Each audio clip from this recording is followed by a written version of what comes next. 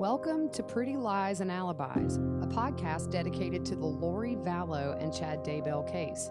Join us as we seek the truth and travel the long road to justice.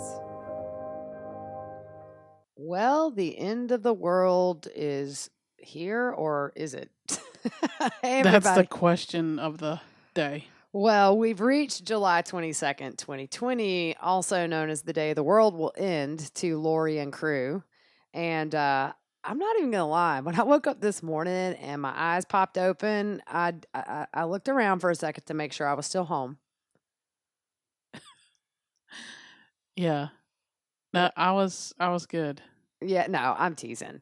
I mean, I've had fun looking at all the memes online. We tweeted out some songs last night. I've been singing End of the World as We Know It by REM all day. I really have. So the end of the world didn't happen. At least not yet. We still have till midnight. Or is it maybe Hawaii time? Yeah, they spent a lot of time there, so. I don't know. So that would be maybe, 5 a.m. tomorrow.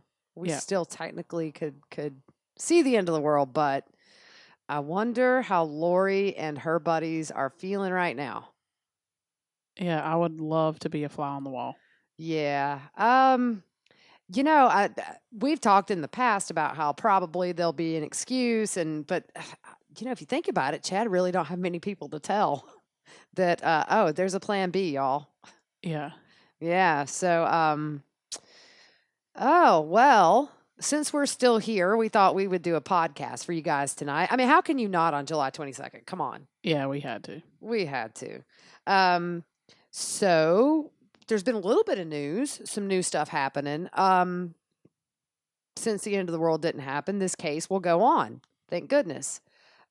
So the prosecutor, Mr. Wood, filed a motion, as most of you know now, to prevent the preliminary hearings for Chad and Lori both. He wants to prevent a live stream of that trial for, I guess, video. And everybody's pretty bothered about it, to be honest. What do you think about it, Fruit Loop? I mean, it's kind of back and forth for me. Yeah, I can see why. And then I can also see, like we want to see, we want to know, we want to hear. And we've discussed possibilities of what that means. Is it graphic images they're going to show that they don't want streamed, or just what is it? Yeah. I don't know. I mean, on one hand, I think the prosecutor is just preemptively sort of protecting his case, where, when she's found guilty, and I fully believe she will be, she's, going to look for any reason to appeal. Yeah. And if she thinks that this case is just the stream of the preliminary, there's so much out there about these people. You would have to sequester a jury right now for the next 2 or 3 years, or however long it's going to take for these people to go to trial, to prevent most people from hearing something about the case. Yeah. So we're not going to get like in an uproar about it, because we think we'll somehow at least hear. Right. And who knows? Edens could say, due to COVID, we have to allow it, and we'll make provisions in the court so some of that stuff isn't seen. Yeah. I think he may have to do something. I mean, he just approved for it to be streamed not too long ago. Yeah, so it's curious as to why this close to the preliminaries all of the sudden. Yeah, so you have July 10th, he approves for Court TV to live stream the hearing, or whatever it's called. And then on the 17th, we get the stuff from prosecution saying, we don't want it. So yeah, and I've heard a lot of theories online. Just people, legal analysts, people that are lawyers. Some people say it's for protection. He just doesn't want in any way for all the work they've done to be the reason that maybe there's a retrial. I don't know, but I would think though, if that was the case, if he was afraid and he wasn't going to be able to pick, jurors, then why didn't he ask for it to be sealed? Yeah, well, I mean, I think ultimately the public has a right to be in those preliminary hearings. Yeah. So you can't, I mean, when they sealed the record about the attorneys, that's understandable because clearly there had to have been something communicated there that was sensitive, potential evidence. I mean, they probably had to lay out, the prosecutor probably had to lay out what what he knew had been discussed, not what had been discussed, but they're probably have the lawyer. Oh my gosh, y'all. Okay. I'm just going to tell you, if I seem a little off, I fell asleep at 4:00 this morning. It was I the don't- excitement. I don't, yeah, I was just waiting like to get, Yeah. like zapped out of my bed. But so I'm a little tired, not even going to lie. So let me try that again. It could just be that the lawyer had to communicate to the judge some things that were discussed between him and Chad. I don't know how it goes with that, but that was sealed. You can't seal a preliminary, I don't think. I mean, it's the public has a right to be in that hearing. Yeah. And if COVID wasn't happening, we could all line up until they hit capacity in that courtroom. So, according to Justin Lum, who he tweeted this out as some clarification, and I wanted to mention him, so I'm not stealing his tweet. It says this is not a motion to close or seal the hearing. Wood says audio and transcript would be available so news organizations can still report on the preliminary if the state grants the motion. The whole state of Idaho has been hit with media coverage regarding the children. Well, obviously.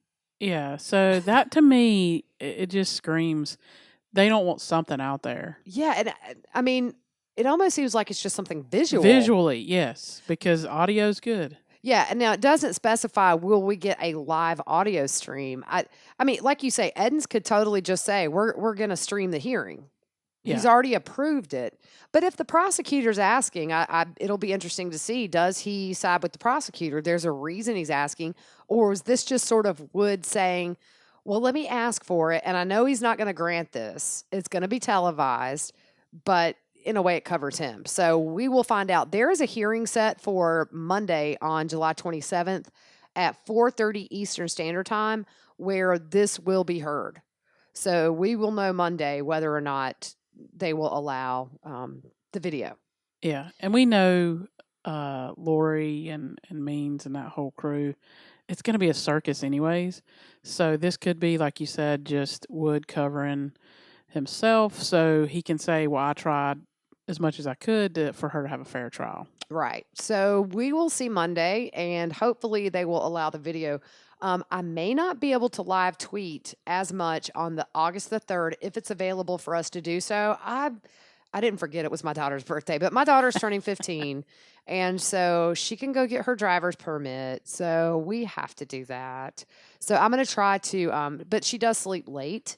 So if it's available, I'll be able to do most of it, but I'm going to have to definitely pop off to celebrate my oldest girl. And normally at the DMV, it's a long line, so maybe you can. It's different these days. Now you have to have an appointment. Yeah, it's weird to go in.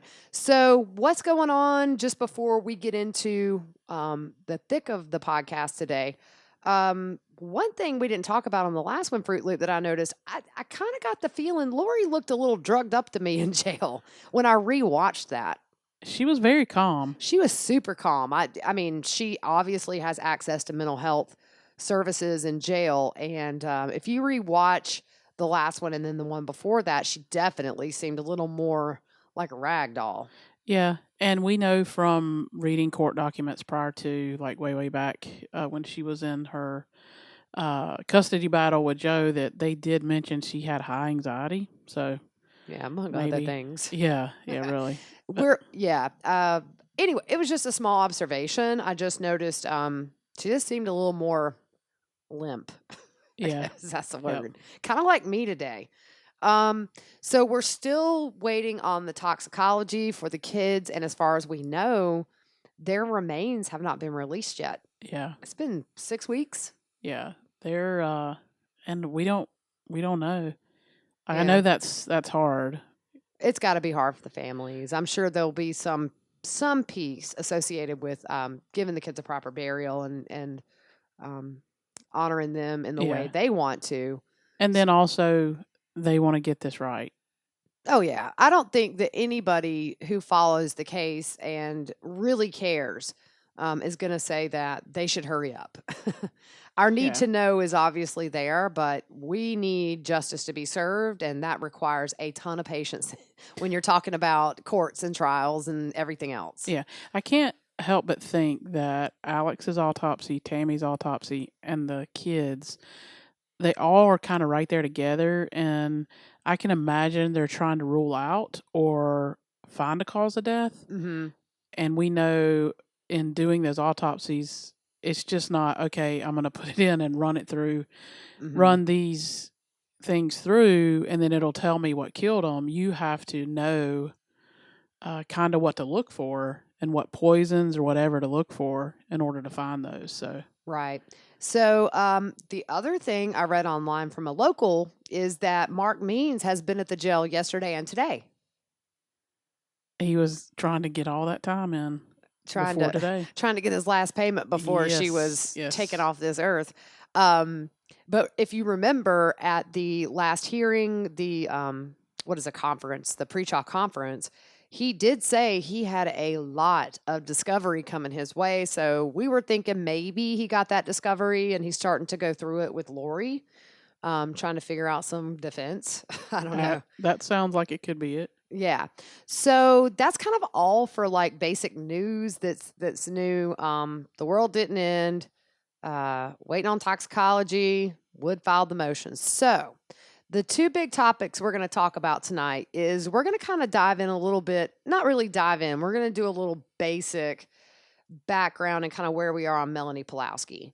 There are a lot of people that are very new to this case that listen to our podcast. So for a lot of you seasoned guys that know what color nail polish Lori had on at the Hawaii hearing, I know you do. It was the blue, green. That there are people that know everything about this case. And then there are people who just know like the scratch of the surface. So we're going to kind of take some of the major players every now and then and do a little bit of their backstory. We did a little bit on Melanie, I believe the last one or the one before that. And I think that was more when she was a kid. So yeah. So to our newer listeners and the people that are new to the case, we're going to kind of look out for you guys too and give you a little bit of backstory on some of these people. So we're going to start off with Melanie Pawlowski, who obviously, those of you following the case, you know that's Lori's niece. And there was actually another piece of news this week is that Melanie Pawlowski had filed a motion to hold her ex-husband, Brandon Boudreaux, in contempt, and the court denied that. Yeah, I wasn't surprised. Yeah, so essentially, the court says that Brandon showed persuasive evidence that contradicts Melanie's testimony. She had nothing to do with the attempted murder of Brandon.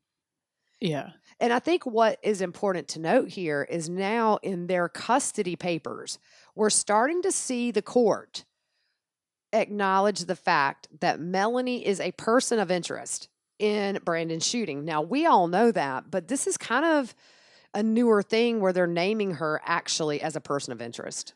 Yeah. And we said from the get-go that from Brandon's statements that he had proof that she was involved. Yeah, I don't know what he, we don't know what he saw. And from what I've heard, the 911 call that Brandon made, I've heard a snippet of it, but I've heard that what was released to the press was heavily redacted. So it could be that maybe he, obviously we know he recognized the Jeep as being Charles's Jeep that Tylee drove. Yeah. So, so essentially, her motion, it accused Brandon of giving misleading and false statements to the court.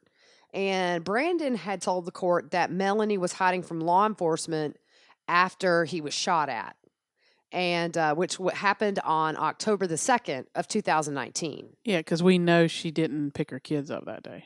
Right. So they normally had this time or place or this system to pick the kids up, and she just didn't show up. Yep. And also, if I remember correctly, didn't Brandon accuse her of giving their son a Fitbit watch that had location? So she could track the location. Yep. Because she did not know where Brandon lived at that point. So she was trying to find him. Yeah. To shoot at him. Wow. And the court goes on to say, based on circumstances, the court does not find it unreasonable for Brandon to believe that Melanie was hiding from law enforcement. And they also say she never provided Brandon with her new address when she abruptly moved from Arizona to Idaho in late October. We kind of know it was the 31st is when the private investigator took the picture of her and Alex loading the U-Haul. But we know she was preparing her the bedrooms for the kids and all. I don't know if you remember, she did say that in that. Well, she said that, but she also put all their stuff on the side of the road. Exactly. It's like it didn't fit in the U-Haul, and according to Brandon, it was very expensive stuff. Yeah. But she had a note there that said for free, but I remember in an interview she had said that, oh, it was all junk. It was, it was broken or stained or whatever. But, yeah, she could never be. That was a big U-Haul. That was a big U-Haul. You could totally get a mattress in there. Come on. Yep. And so the court goes on to say that evidence showed service was effective, and Melanie knew about the hearing on December the 11th. She didn't show up for her. What happened on December 11th? That's the day Tammy Daybell was exhumed. Yep. That's the day they exhumed her body for the autopsy, the day before Alex dies. So that is the hearing that Melanie did not show up for, which in turn led to Brandon getting sole legal custody authority for their kids. Which we're glad he got. Well, yeah. I mean, for those of you that are new to the case, she had been telling people that Chad and Lori had told her that her two middle kids were zombies. We all know what happens to kids in this family when they're deemed to be zombies. Yeah, and I think Melanie Gibb is testifying. That's part of her testimony. Yeah, that's what Melanie told her. Right. She's a witness for Brandon, and she's going to testify not only that Melanie said the kids were zombies, but also that Melanie had went to Hawaii in October with Lori, which would have been after Tylee was killed and before, maybe, we don't know if it's before or after the shot on Brandon. Yep. Because we don't know exactly what date she was gone with her. But we may find out in this custody hearing. Melanie Gibb was at the courthouse for the last hearing, but they did not call her. Yep. So the thing for me is, we've talked about this some today, is obviously Melanie is very heavily pregnant at this point. I would say she has to be close to 8 months, if not a little past it.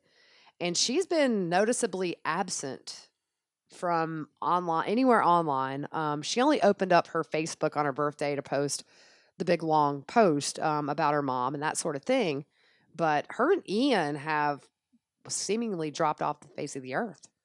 Yep. Nobody's seen them. No, I mean, she's just, she's just disappeared. So I kind of, speaking of Doomsday, I'm not even going to lie. I sort of thought maybe we would get some charges today. I thought that would have been sweet. Yeah, that would have been, it'd been fitting. Just really to put a wrench into their Doomsday.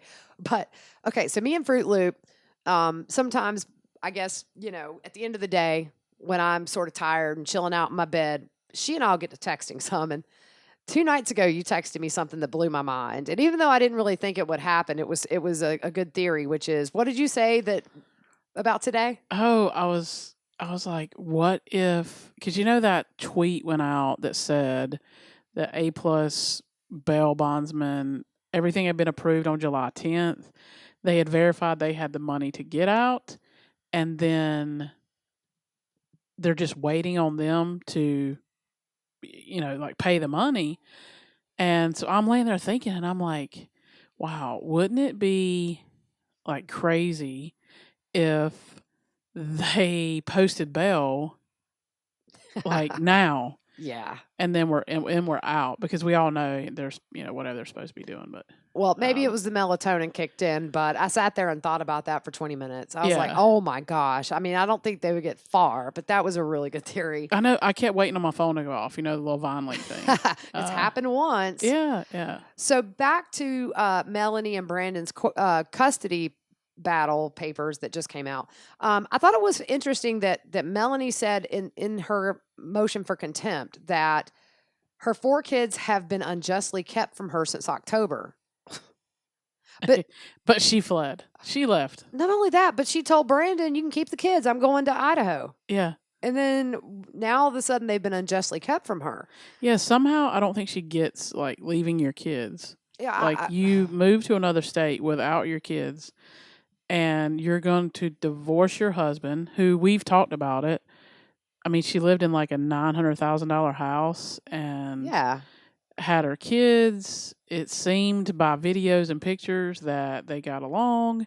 I mean, even Brandon said in one of his statements, I was blown away that she wanted a divorce. Yeah, I was thinking about Melanie versus Lori today, and I think the difference is that Melanie had a very crazy childhood. Obviously, we went through that in the last podcast. If you want to learn more about when she was a little kid, you can listen to the previous one. But it seems like for a while, Melanie had, and we don't have a window into their marriage, but on the surface, it seems very normal. They had 4 kids pretty much back to back that kind of look like stair steps. You see pictures of her and Brandon preparing for marathons or, having run a marathon. There was the video. Yeah, he's encouraging her. Like, Yeah. the kids are there. Yeah. So I think the one thing that just blows my mind is that clearly at some point last year, Lori started talking to Melanie about her beliefs, her new beliefs that involved Chad and preparing a people or whatever. Yeah. And man, can you imagine how Brandon felt just out of the blue? Not only to find out your wife wants a divorce, but that she is in a crazy cult. Yeah. Yeah, it's and then what happened too is after she moved to Rexburg on November 12th and 14th, she trespassed and went to Brandon's parents' house and tried to see her kids. And the cops were called and she got arrested. Yeah. And if you can Google the 911 call from Brandon's dad, Yeah, it's chaos. it is mass chaos. It's absolute chaos. He sounds really scared. Yeah. And I think at this point, maybe I think Brandon had been shot at that point. So they Yeah. knew there was a real danger. And you can hear the terror in Brandon's dad's voice. Because they're in his garage. They're in his garage. And not only that, Alex drove her there, and Alex was the one that bailed her out. And you have to remember, they know that Charles was shot. Right. So Brandon knows that. His dad knows that. Yep. And so Alex fronted the bail, which was $1,950 to get her out. Yep. And I guess drove her back to, I don't know at that point she wasn't in Idaho. So Yeah. he had to have driven her to go see the kids, which is not. I think his dad lived in Utah or something. It is I wanna Utah. say. Yeah, it is Utah.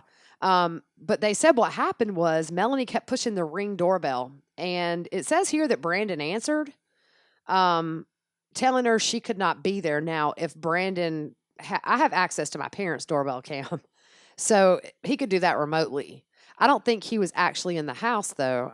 It doesn't make clear here. Yeah, I'm not sure either. But what happened was an officer called Melanie over the phone, and she said she hadn't seen the kids in a month and said that Brandon had kidnapped them from Arizona, which was against the custody agreement.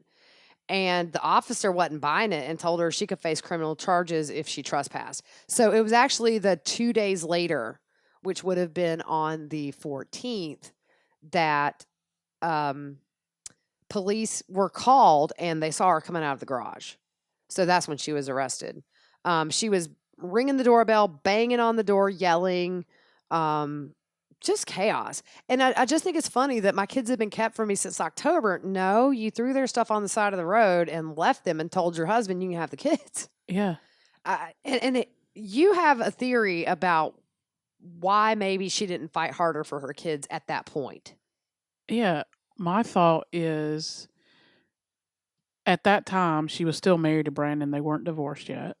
And so we know Brandon was shot at on October 2nd. If she knows that and knows that's coming, and we're just allegedly saying, if she knows that's what's coming, then one, if Brandon is shot and killed, she's going to get her kids anyways. And two, then she's going to get the $1 million life insurance policy. As well as survivor benefits for 4 kids, which I would assume at his salary would have been like the max tier. There's a max on what you can collect. Yeah. So she would have been living a pretty decent life. And we're not saying that's true. We're just... No. putting that out there that. But, you know, the thing to mention is that Melanie had stated that Brandon had been possessed by a demon in June. So she started with the same stuff of, you know, he's a demon and then the two kids are demons. And just thank goodness Brandon's sane.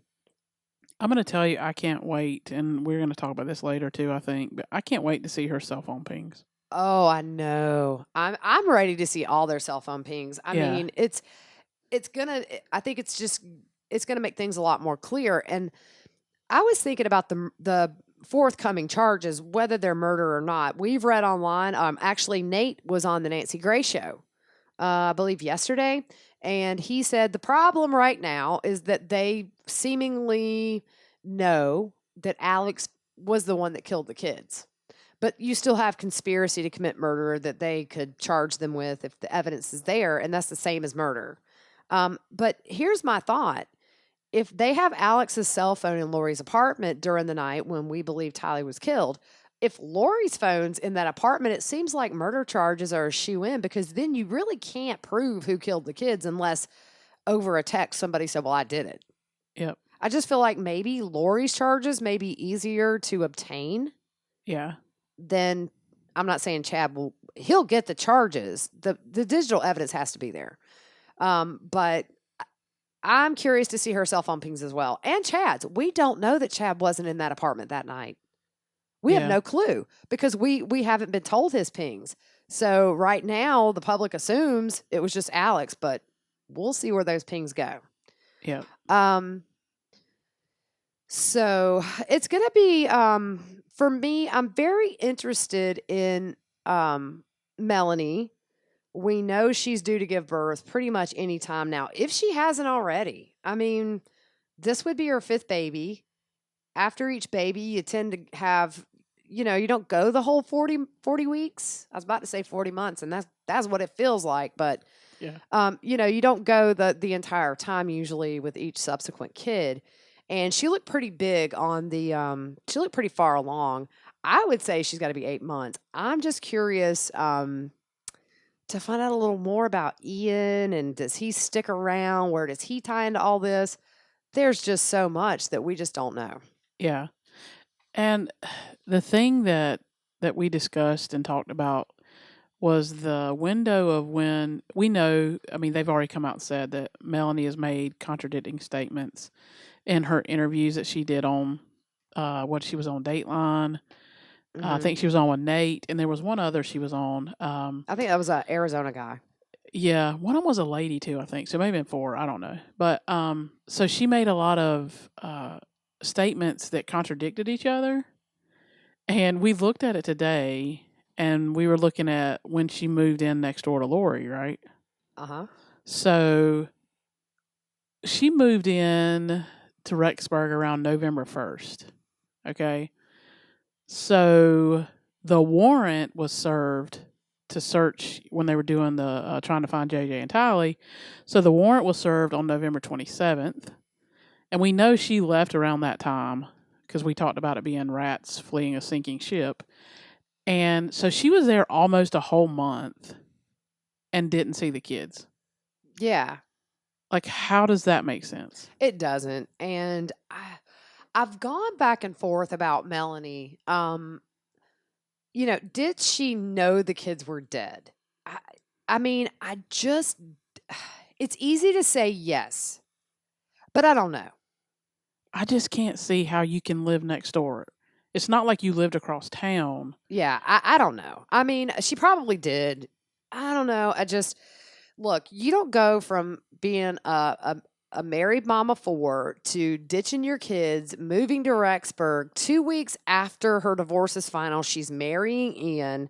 His divorce has only been finalized 4 months before. And I mean, she knew JJ and Tylee. One of Lori's excuses was he's with somebody that's a therapist. Well, I don't know of anybody who accepts children overnight that's a therapist. And Tylee, they were there a week before Tylee went missing. Oh, she's out with friends. I mean, who makes friends in a week that you go hang out with all day and all night? Yeah. And she had visited. So Melanie had visited prior to moving there. So she didn't see him then either. Right. So it's just all this, and then you don't see him. Now, could they have lied to her and said, whatever? Sure. But I would have thought on the interview, she would have said, yeah, I found that really odd. Yeah. And in fact, I was watching one of the interviews back, and she referred to Tylee in the past tense, which is always a red flag. Yeah.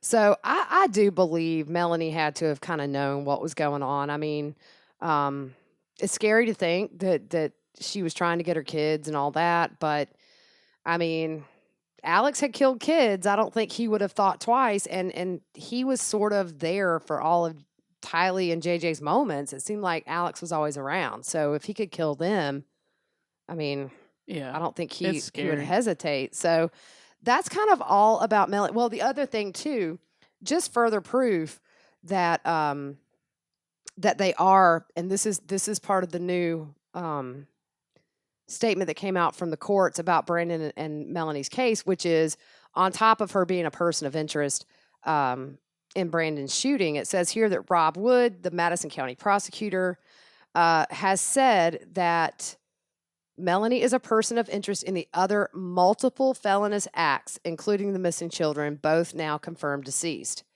Mother's media interviews throughout this litigation are filled with conflicting statements from one interview to the next.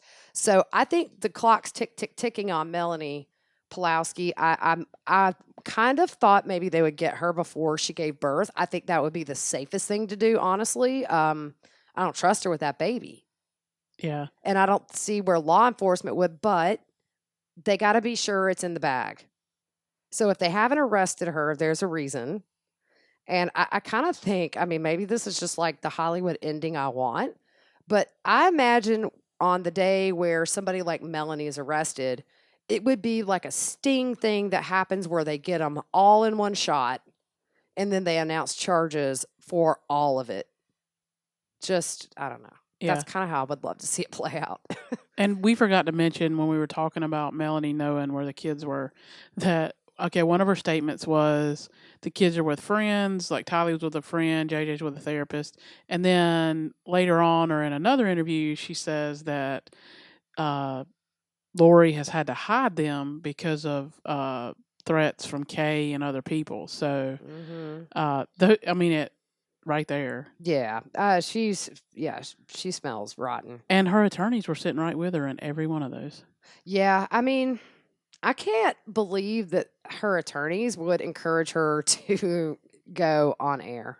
Yeah, it's like one of the things you don't do. No, I mean, that's like the worst thing you can do to me. I mean, it never ends well if you're guilty. Yeah. You're always going to slip up. So we're going to do some more research on Melanie, trying to find out a little bit more about her marriage to Brandon and that sort of thing. But from what we see, it looks pretty typical on the surface. And Fruit Loop, you took a dive today. I took a hit for the whole team. Thank you. Yeah. Because this is not my favorite subject. So I'm going to let you run with this. So we asked you guys, what would you like to hear more of? And some of it was Melanie and Brandon and that whole story. And other people want to hear more about preparing a people and AVOW. So I got nominated to go down this rabbit hole, and it's very, very deep. Oh, yeah. So essentially, AVOW was first, and preparing a people came after that. And all the research I've read on today, this is what everything is saying, and that's what happened. So they're calling this a Hydra cult. And again, these are just like we researched it, and this is what we dug up. So all this is alleged, but we're just giving you some information. So a Hydra cult is centered around an ideology of more than one person, and that is what people claim preparing a people to be. There's multiple heads to this dragon, and when you cut off one head, multiple heads pop up in its place. So there's a lot of people that are involved in this area. Now, I'm not saying that there were more than one person involved in the road that Lori and Chad chose, and Alex and those people. But just this group in general and their thoughts and their ideology and everything, it's deep. It's morphed from things that it was to start with, and then when additional people have joined, they've added their visions. AVOW was started by Roger Young, and it was a paid forum. And when I throw this name out there, everybody's going to say, oh, okay. So he sold that to Christopher Parrott. So everybody knows who he is. And we know Christopher Parrott at first defended Chad and Lori, and then came out later on and said he was lied to and all that stuff. Only after the bodies were found, right? Yes, I think so. Okay. Yes. And in this forum, people could share visions and dreams and discuss the call out and the prepping. So what the call out is a righteous group who will leave their homes and life behind and travel to special camps. The requirements to participate, they vary. So being a totally active member of the church is one of them. Having temple recommend is another. And we know by researching that prior to, I think every year you have to go before your bishop or whatever and I guess you kind of talk to him and he gives you a temple recommend, which allows you to go into the temple, the Mormon temple. So the other was having a year's supply of food and storage, other supplies, including tents. So when this happens, and all this takes place, they will be given, they'll be picked up, like this equipment will be picked up in large semis and hauled to your camps. And then the people will get on a special bus that takes you to these camps. Oh, okay. Yeah. So just going back real quickly, it's kind of interesting what you say that the people will leave their lives behind and travel to, what was it, camp? Yeah. It's almost like Rexburg's the camp. And we know that's what supposedly Chad and them were saying, because I think he made a comment something about he didn't want to live in a tent or something. I don't know. Yeah, well, I can agree with Chad on that. That's the one thing I agree with. Yeah. So according to what we researched, that we know, Chad Daybell is a huge believer in this. Keep in mind that this so-called call out does not come from LDS doctrine, but this stuff comes from visions from people that have claimed they've had. So that, because we know there's obviously a separation here between LDS doctrine, because we've seen people like April get on and say, I've never heard of this in my life. And she grew up LDS. So a lot of this and what I read seems to stem from visions that people have claimed, dreams and visions that people have claimed they've had, and that most of them come out of near-death experiences. So we know Chad's had those. Julie Rose had those. Lori claimed to have one. Claimed to have one. We don't know much about that, but she claimed to have one. Mm-hmm. So that's where that's coming out of. Can I just say, I would have been kicked out of AVOW really quickly because I would have told everybody on the message board, I had a vision. You all should give me $1,000 each. There you go. That's my vision. Yeah. But people did have to pay to go on this site. So,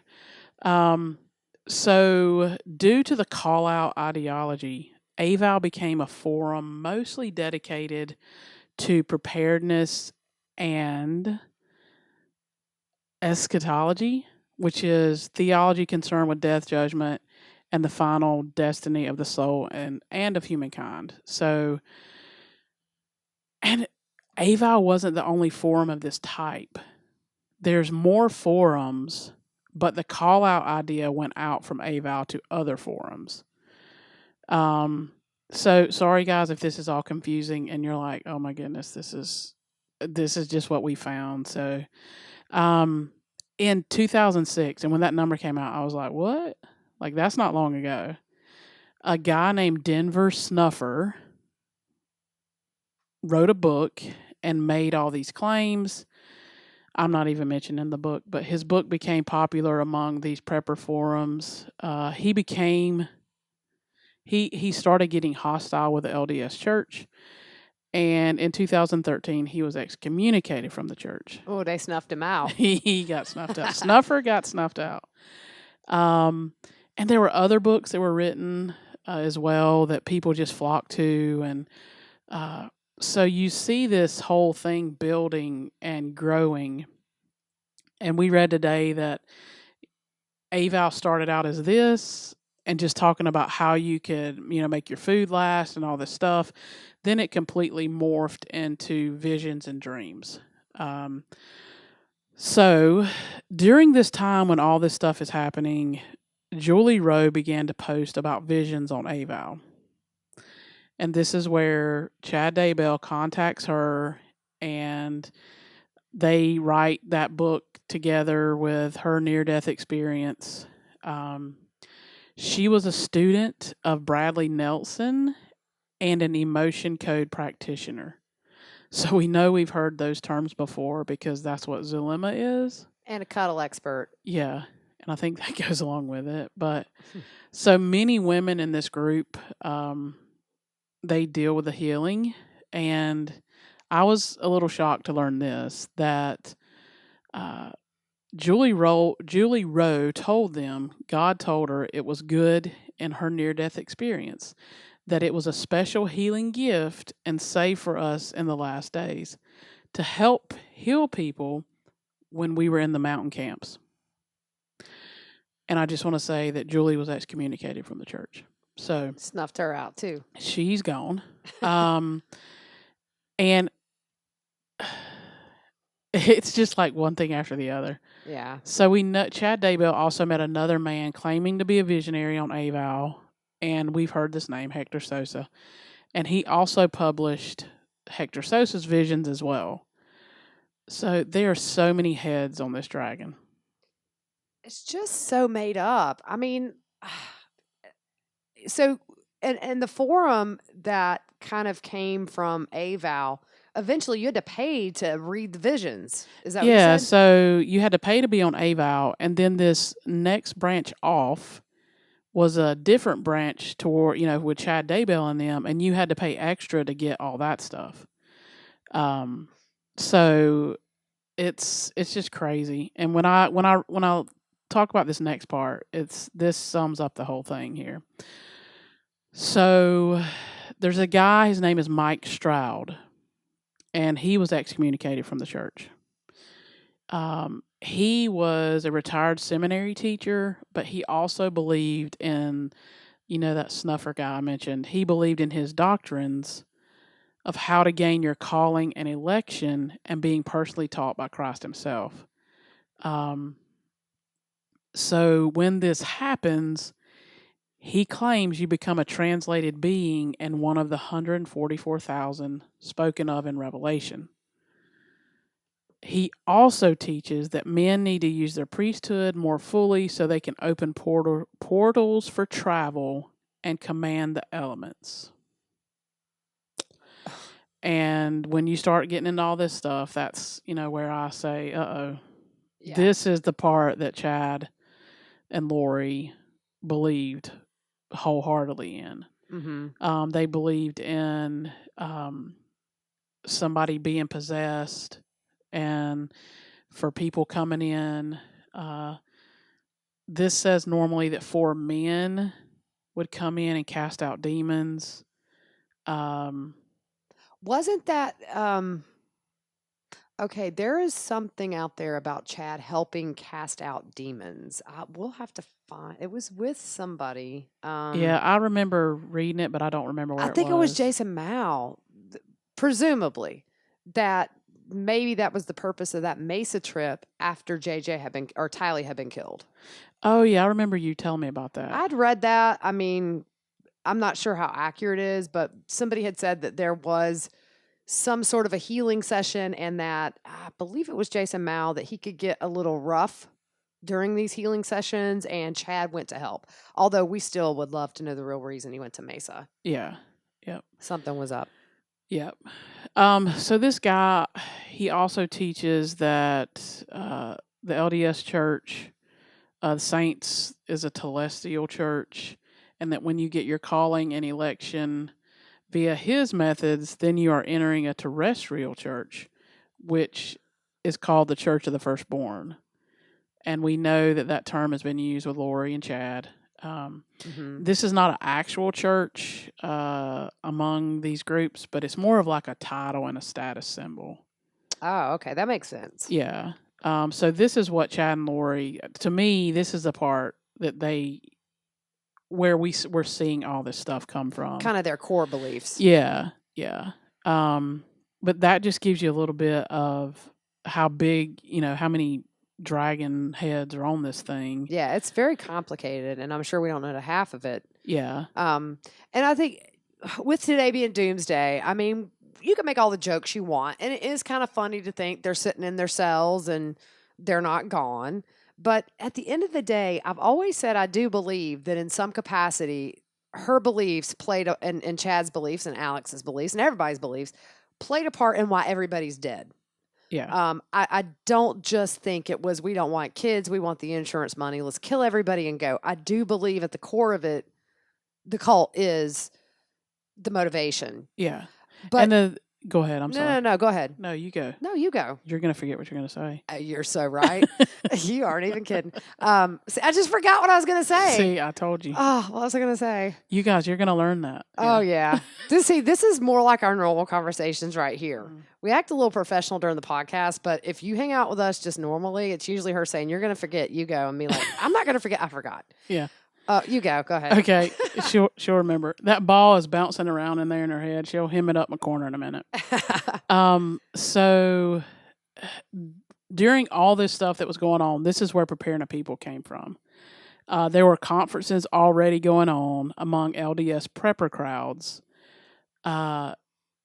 And one was put on by a firm foundation, which was headed by a man named Rod Meldrum. And his conferences were becoming so popular that Mike and Nancy James set up Color My Media, which right now you can Google Preparing a People podcast, and you'll get, I think it's 131 podcasts. You can't listen to them because they're taken down, but you can go and you can look and see what each podcast was about and who was on it. And the list is, there's a lot of names on the list you'll recognize. So they had podcasts where all these people taught their visions and their dreams. They had seminars, courses, special video series you could buy. Series. That's okay. Yeah. Welcome to my world. I caught that. Series you could buy. So that just gives you a background. And the last thing that I want to say is all these things, like Chad Daybell was so close and all into all that, who we know claimed he had near-death experiences and visions as well. And during that time, Lori was doing podcasts as well. And there were different branches of the Prepare People. Now, how do people get into this? Friends and family members. Really? Yeah, and they use kind of like fear of doomsday things, salvation after that, just different things like that to basically, I think, try to scare and say, what's going to happen, da-da-da-da-da. Right, scare people into religion. Yeah, yeah. So that's kind of the basis of what I read and found, and it's interesting stuff. It is to see that's where it came from. Yeah, and it's not everybody in Preparing a People have went down the road that Chad and Lori did. And I want to make that clear. Yeah, you have to reasonably believe in every religion or every little offshoot. You're going to have the extremists. Yeah, exactly. And it's not fair to compare one person to the other when you have these people over here that maybe, believe in being prepared for the end of times and all this stuff, and they didn't take somebody's life. Right. So exactly. I just want to make that clear. You know what I think too, though, in sitting here listening to you, because honestly, you told me some things you were going to talk about, and it went over my head because, I was half listening like I always do. But you can sort of see how Lori maybe came to Chad. If she claims she had a near-death experience in Hawaii and she starts Googling visions or whatever, that might be how she stumbled upon these message boards or, so I kind of have always wondered, how did she get introduced? And it kind of makes a little sense to me now. Maybe that was the way. It doesn't mean that it was the way. Yeah. But I could see something like that. Yeah, I totally agree. Right. And then she starts talking to people. I mean, on the message boards I'm a member of, I have gotten to know people that I feel like I know personally, even though I wouldn't be able to pick them out in a crowd. But maybe that's how Melanie Gibb came in the picture. And then we know Melanie goes to the conference with her. And then apparently Jason Mao introduces Lori to Chad. And so there's that group. Yeah. So I don't know. If anybody knows if that's how they've heard that I would love to know. Yeah. But, and that may be something that's not even known yet, but. Yeah, we may find that out. But it seems like it was out there, and if you were willing to pay the fee, you could find out visions and.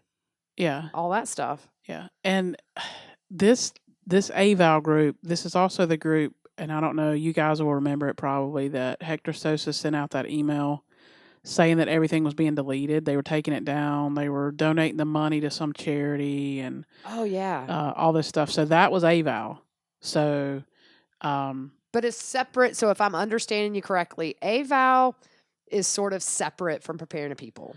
Yeah. So AVOW was first, and then Preparing a People came next. Because I remember after all this hit the news, it was probably maybe December, January. Preparing a People put out a statement really distancing themselves from Chad and Lori and Melanie Gibb and everybody. So it's kind of like a platform where people come together to share their stuff. And it's not like Chad and Lori created Preparing a People. Exactly. He spoke. Right. Chad Daybell spoke at a good many of those. But, in their defense, I mean, up until that point, he had done nothing wrong. Right. So he's sharing his near-death experiences, and he's going over and traveling and going to all these places and talking at these events. So they did separate themselves. And, I mean, I really don't blame them. Well, of course. And then what we just said a minute ago, they didn't take somebody's life. So it'll be interesting to see, but that's a little bit of background, and we've taken like so much of you guys' time.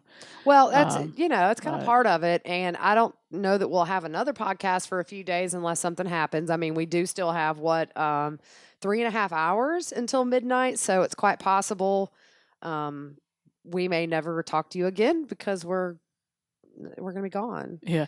I would love to be a fly on the wall. Yeah, I have to think one of two things are happening. Either they're resolving in their mind that something is amiss and it'll happen at another date, because I believe, was it Melanie Gibb that had said it was August that it was the end? I don't know. Somebody had said maybe August. So knowing them, they're probably just making an excuse. Or at the complete opposite end of the spectrum, is this the day Lori opens her eyes, sees the top, the ceiling in the jail cell, and probably not talking to Chad at this point, and she's alone in this? Not that I feel sorry for her, but I'm curious, has she had a moment where she thought, oh, wow, we're still here. Maybe this was all hokey. Yeah. I don't know. I don't know. I go back and forth, but you would hope that she would eventually see the light and see the truth. My thing is there somebody that's contacting both of them? And we know it's recorded, so it's all recorded through the prison, what is it called, telemate or whatever? Yeah. So we know it's all recorded, but is somebody doing that, and that's how they're communicating back and forth? That, John Smith calls Chad and talks, and then sets up and calls Lori. So, I know it's not ethical and it's against the rules, but I mean, their lawyers are in the same building. Yeah. I'm sorry. You can say, well, by law, they're not supposed to. Come on, give me a break. Yeah. You can't tell me they're not talking in the hallway, and then when they go see their clients, maybe sort of aligning. I'm not saying that it should happen. I'm just saying if it's possible. And it's we've seen it like with the Warren Jeff stuff that happens there. That people, talk with him, and then they go back and tell, that group what he's saying. So yeah, he's essentially running that cult from prison still. Yeah. But yeah, I think this is a little bit different. They didn't have a compound. It wasn't like a generational thing where yeah, his father was in charge. This seems to be a newish cult. And I don't think that people that have half a brain, and I don't, that's saying a lot with this group. I don't see where anybody would risk talking to him at this point, or her. I think if you want to not be hated along with them, you kind of stopped all that last month when they found the kids on his property. yeah, But then again, these aren't rational people to an extent. I'm not talking about the core group of Melanie and Chad and Lori. I'm talking about those people that surrounded themselves, and pretty much everybody we know of that was sort of part of the bigger group have all denounced Chad and Lori and what Yeah. they've done. So friends probably are non-existent, and whether or not they're talking, okay, who cares? yeah. So probably a very different reality for them today, maybe. I think it'll be just like what we talked about. Yeah, They'll come up and say something changed. I got a new vision. yeah. Whatever. I don't think, God's given us more time. Like, yeah. right, or we're being persecuted, which in cults almost always is a confirmation you're doing something right. Yeah. That's what they believe in cults. If somebody's being locked up, then they don't want their secrets out. They're just going to lock the leader up. So, yeah. So, guys, sorry we took so much of your time, but we wanted to get all this in one. So, I still don't remember what I was going to say. So. See, on the next podcast, she'll tell you what she was going to say. I'll say it in the middle when it comes to me at a random time. Yeah, it'll be 3 a.m. She'll remember. I'll get up and tweet. By the way, guys, this is what my thing was. So remember the court date on the 27th to see if we get video or not. We're hoping we do, but we'll just go from there. If we don't, I think that we will know what happens because it's technically a public hearing. COVID just threw a wrench in it, and I think that Edens has to be safe, but he's already ruled it could be televised. If not, we could have all been in line in Rexburg to try to get in. Yeah. So we'll keep an eye out for any news. If anything breaks, we'll let you know. Happy Doomsday to everybody. You got 3.5 hours, and then we'll see you on the other side of Doomsday. Thanks, guys. Good night. Have a good one.